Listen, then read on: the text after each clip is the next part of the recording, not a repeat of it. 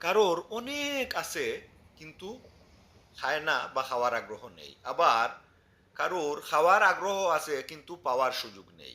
এই খাওয়া না খাওয়ার মধ্যে চলছে পৃথিবীর জীবনকাল। পৃথিবী দুভাগে বিভক্ত। এক ভাগের লোকজন পেয়ে খেতে চায় না, আর আরেক ভাগের লোকজন খেতে চায় কিন্তু পায় না। এই গাছটির নাম চেরি গাছ। কত ফল ধরে আছে এই গাছে, দেখুন। এই গাছে এত ফল ধরে আছে, যদি এই গাছ আমাদের বাংলাদেশে থাকতো এভাবে, বলুন তো কতক্ষণ থাকতো এভাবে।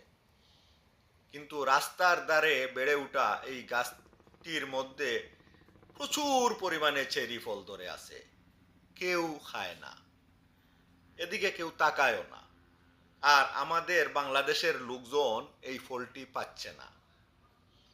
এই হলো পাওয়া না পাওয়ার খেলা। কানাডার টরন্টো শহরের একটি রাস্তার পাশে এই চেরি গাছ, বেশ বড় সড়ো গাছ, অনেক চেরি ফল ধরে আছে।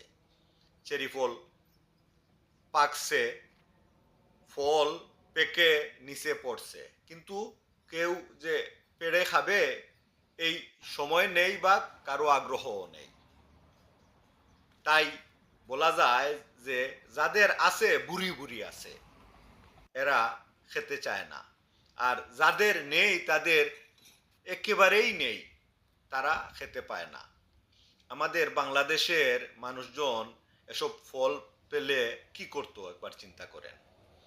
এই কানাডাতে আপেল গাছ আছে, অনেক আপেল ধরে, গ্রিন আপেল, লাল আপেল।